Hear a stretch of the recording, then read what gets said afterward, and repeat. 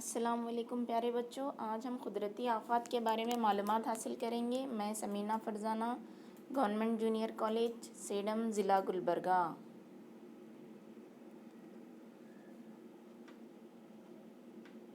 قدرتی آفات کے معنی۔ قدرتی تباہ کن واقعات سے وسیع پیمانے پر ہونے والی تباہ کاری کو ہم قدرتی آفات کہتے ہیں۔ مثلاً زلزلے، قحط، سیلاب، آتش فشاں، سونامی، زمین کا کھسکنا، سائیکلون، مہلک بیماریاں قدرتی آفات کے زمرے میں شامل ہوتی ہیں۔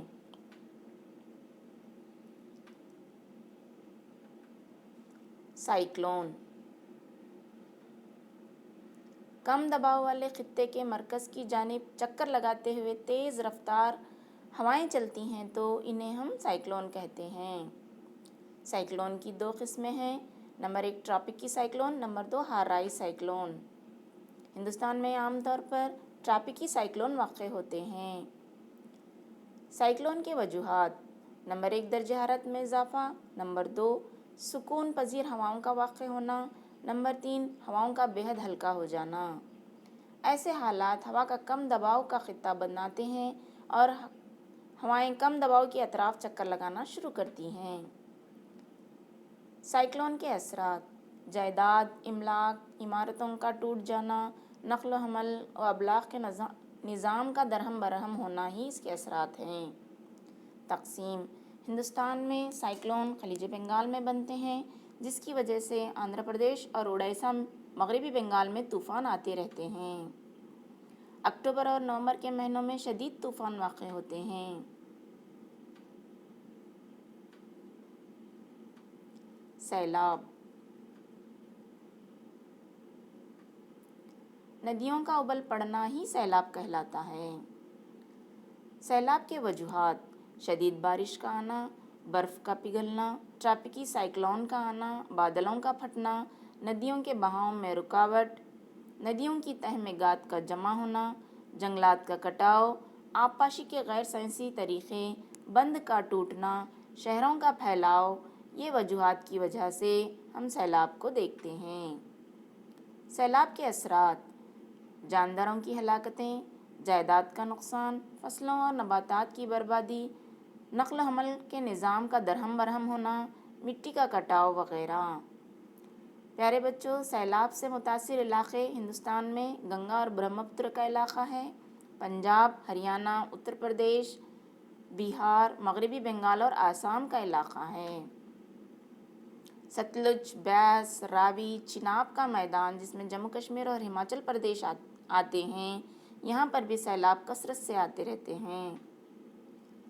سطح مرتفع دکن جس میں مہاندی، گوداوری، کرشنا اور کاویری کے علاقے ہیں، یہاں پر بھی ہم سیلاب دیکھتے ہیں۔ سیلاب پر قابو پانے کے لیے کیا اقدامات اٹھانے چاہیے؟ نمبر 1 جنگل بانی کرنی چاہیے، نمبر 2 پانی کے تیز بہاؤ پر قابو پانا چاہیے، نمبر 3 ندیوں پر باندھ تعمیر کرنا چاہیے، نمبر 4 سیلاب کی پیشن گوئی کرنا چاہیے۔ زمین کا کھسکنا۔ زمین کے کھسکنے کے معنی: پہاڑوں یا ٹیلوں کا کٹا ہوا حصہ پہاڑوں کے ڈھلوانوں سے پھسل کر نیچے گرتا ہے، اسے ہم زمین کا کھسکنا کہتے ہیں۔ زمین کے کھسکنے کے وجوہات یہ ہیں: سمندری لہروں کا ٹکرانا، شدید بارش کا ہونا یا زلزلوں کا آنا، جنگلات کی تباہی، ریلوے لائن راستے کی تعمیر کے لیے پہاڑوں کا کاٹنا، حد سے زیادہ کانکنی کرنا اور پہاڑوں سے پتھروں کی کھدائی کرنا۔ پیارے بچوں، اس کے اثرات بھی یہ ہوتے ہیں کہ ریلوے لائنز اور راستوں میں رکاوٹ پیدا ہوتی ہے، جنگلات اور بستیوں کو یہ مٹی دفن کر جاتی ہے، جان و مال کی بربادی ہوتی ہے۔ زمین کے کھسکنے کا عمل زیادہ تر جموں کشمیر، ہماچل پردیش اور شمالی مشرقی ریاستوں میں ہوتا ہے۔ پیارے بچوں، ہم اسے کس طرح قابو میں لا سکتے ہیں؟ ڈھلوانوں کی اونچائی کو کم کرنا، شاہراہوں کے کنارے چٹانوں اور دیگر ڈھلوانوں کو کاٹنے سے روکنا، انسانی بستیوں کے آس پاس کانکنی پر روک لگانا، بڑے پیمانے پر جنگل بانی کر کے بھی ہم زمین کے کھسکنے کو روک سکتے ہیں۔ سمندری ساحل کا کٹاؤ، یہ بھی ایک قدرتی آفات ہے۔ سمندری لہریں ساحل کو بڑی طاقت سے ٹکراتی ہیں۔ اس طرح مسلسل ٹکرانے سے ساحلی چٹانیں پاش پاش ہو جاتی ہیں۔ اسی کو ہم سمندری ساحل کا کٹاؤ کہیں گے۔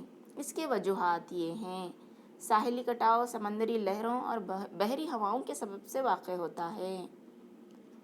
ہمارے ملک میں زیادہ تر مغربی ساحل کا کٹاؤ ہوتا ہے، جہاں وہ علاقے ہیں گجرات، مہاراشٹرا، کرناٹک، کیرلا اور تمل ناڈو۔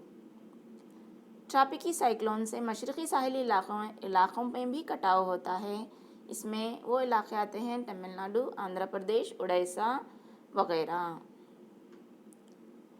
سونامی، یہ ایک بہت بھیانک قدرتی آفات ہوتی ہے۔ اس کے معنی: زلزلوں سے پیدا ہونے والی اونچی اونچی لہروں کو ہم سونامی کہتے ہیں۔ سونامی ایک جاپانی لفظ ہے۔ سونامی سے ساحل کا کٹاؤ ہوتا ہے اور ہمارے ملک انڈمان اور نکوبار مشرقی ساحل پر سونامی بے حد متاثر ہوتا ہے۔ احتیاطی اقدامات کیا اٹھانے چاہیے؟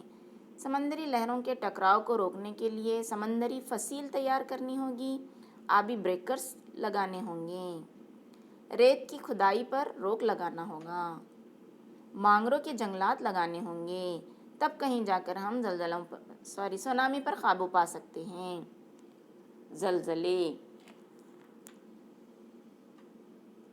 زلزلے کے معنی: زمین میں شدید ارتعاش کا واقع ہونا ہے۔ زلزلے کی وجوہات کیا ہیں؟ آتش فشاں کا پھٹنا، زمین کے اندر اندرونی پرتوں کا کھسکنا، زمینی تودوں کا کھسکنا، زیر زمین اندرونی حصوں کا دب جانا، انسان سے تشکیل شدہ آبی ذخائر کا دباؤ زلزلے کے اہم وجوہات ہیں۔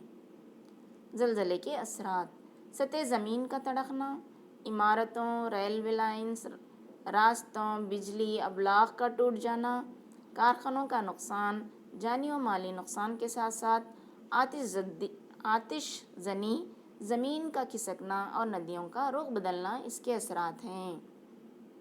ہمارے ملک میں ہمالیائی علاقے میں، خاص کر جموں کشمیر، ہماچل پردیش، اتر پردیش اور بہار میں زلزلے آتے رہتے ہیں۔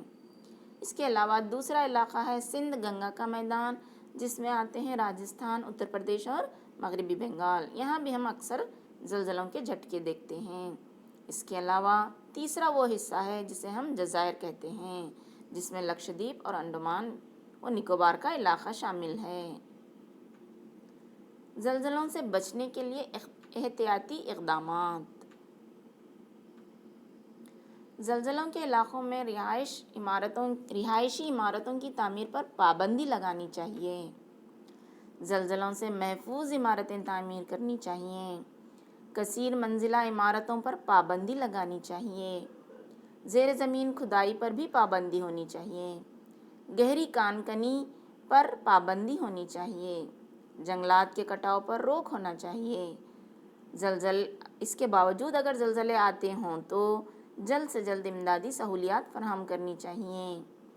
طبی امداد دے کر مہلک امراض پر ہم قابو پا سکتے ہیں۔